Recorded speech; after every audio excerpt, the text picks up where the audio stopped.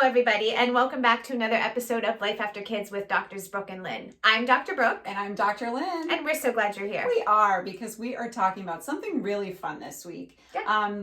Fun and scary, yeah. right? Because it's all about doing the scary things. Yeah. Yeah, and why that's important. Right. I think this is maybe something you guys are listening to us right now. Like, what are they even talking about? But we're drinking too much wine. Yeah, we're sitting in a wine cellar. No, this is important. We're talking about doing things that push you out of your comfort zone. And it could be something big that you plan, like a goal that you're reaching for, something like, like a run or a race or something like that, something that you're training for. But it could be something in your day-to-day life that just pushes you a little bit. Yeah, and I think you need both. I think you need to plan for those bigger events, those big bucket list items. Find a partner, find a friend, find your sister, somebody who would like to do that with you, and plan for it, because it can sometimes take months. But the point of it is to make time to do that. And we did that last year when we climbed a big scary mountain. It was it was over 14,000 feet. Yeah. And it was a big deal. And the reason we bring that up is because, it was very hard in the moment. It took almost all day for us to get up there. And when we got up there, you think that the peak might be flat, but no, mountains are pointy. Yes. And it was a very narrow peak that we were standing on, basically the top of the world. Well, and we thought we reached the peak and it was relatively flat. And then we chatted, remember that older gentleman that was there? And he was like, nope, you got to go up there. And we looked up, and then we had to climb up boulders, and a storm was coming. I mean, that was crazy. There was a lot of metaphors for life. There really were. Yeah. But I think, you're always talking to us and challenging me on creating those emotions that we want to feel. And one of the big things I think that we all need in midlife is just feeling strong and feeling powerful and capable, right? Yeah, and I think just the simple feeling of feeling alive. Yes. And right, because we can really get into the day-to-day, the mundane, the very comfortable zone that we all tend to retreat into. Yeah. It's true. But it's activities like that just break us out of it. And when we were coming back down the mountain, I think you can relate that the feelings of accomplishment and just exhilaration were like no other. I never experienced anything like that. It was amazing. And once again, that was a big deal. It took a year to plan. And I'm not saying you need to do that every month or every year. Even Maybe it's every other year. Yeah. But the point of it is what can you do to create those feelings on a day-to-day or week-to-week basis? Because there are things you can do on a smaller scale. Absolutely. And I will tell you from my standpoint as an Enneagram 6 who struggles with anxiety, and I've shared certainly with you, and I think with all of you, that for a period of time, and this was several years ago, but related to my heart and being physically capable and just health and things like that. So climbing that mountain was a big deal for me. And when I took it slow, and I know I held you and Sarah back, so I was a little bit in my head there, but doing that and then coming back down, you can't describe what that does for you mentally and emotionally. Just you can do hard things. Yes, I love that. And you are capable. It's a reminder. It took courage to do that. And courage is not just the absence of fear, right? It's the feeling of fear, but doing the thing anyway. And to persevere through that is something that I think builds our character. So do I. And makes us much more resilient, which we talk a lot about.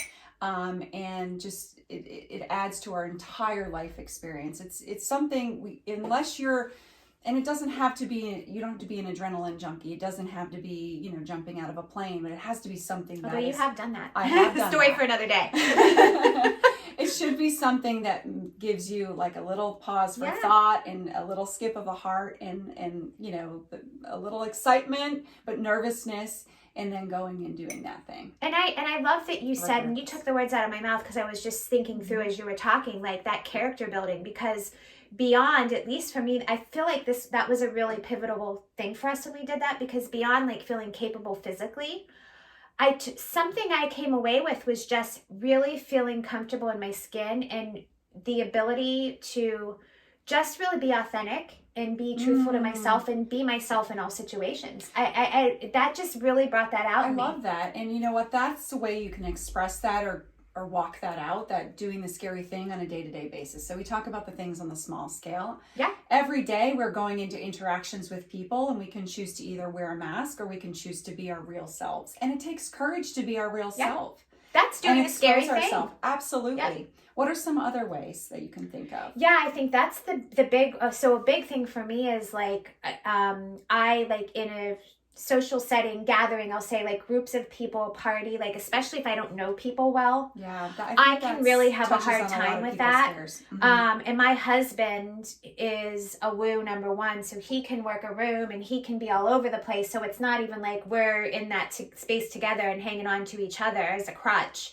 And so I tend to want to shy away from those situations and not put myself in those situations, or just be kind of quiet and not share. And so I really, in a day-to-day, push myself to just be myself and speak my truth, not in a mean, like overbearing, outspoken way, but just be who I am and be okay with that. Yeah, I think that's so inspiring. And for me, it's just any situation, and I would feel like I was putting myself out in the same situation, but out there, not putting myself out, but that is what that is, right? Just getting out on a limb, just taking one step outside of that growth or out of that comfort zone, because that's where all the growth occurs.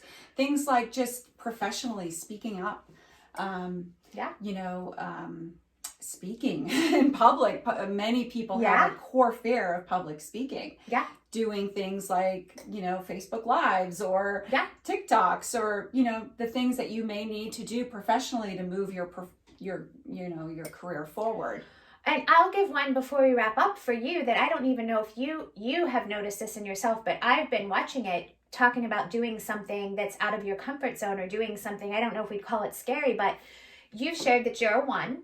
Mm-hmm. So you're a perfectionist and you need things to be right. Like you're very, which I admire, because you can create a space. You're just like so amazing. But to see you like on this adventure together and hop on a Facebook Live or do the thing, and you're constantly forcing yourself out of your comfort zone by letting go of that need to be perfect and just accepting things the way they are. And that's huge. Thanks for noticing that. Yeah, because it's very uncomfortable. But the feelings that, when we again talk about the feelings, and this is how it relates to you that's listening, the feelings that I'm getting from that of character building and satisfaction are overweighing the feeling of nervousness and fear going into and that voice that you're not good enough or it's not good enough. Exactly. And it may not be good enough, but I'm doing it. And you're surviving. Enough. Exactly. And so I just encourage you, it's like a little hump you have to kind of get over. Yeah. And I just encourage you to just take that leap, just one small step towards putting yourself out there, because the more you do it, the easier it gets, and the more, and it is really worthwhile. Yeah, I love it. Such a good conversation. Yes. Guys, thanks for joining us. Yeah. Subscribe if you haven't already on our website, www.lifeafterkids.com. You can follow us on all of our socials, Insta, Facebook, TikTok. Yes. Thanks so much for engaging and giving us those comments and that love that you do. Yeah. And also provide feedback, guys. Let us know if there's something that you want us to speak on, because we're here for you. Have a good one. Awesome.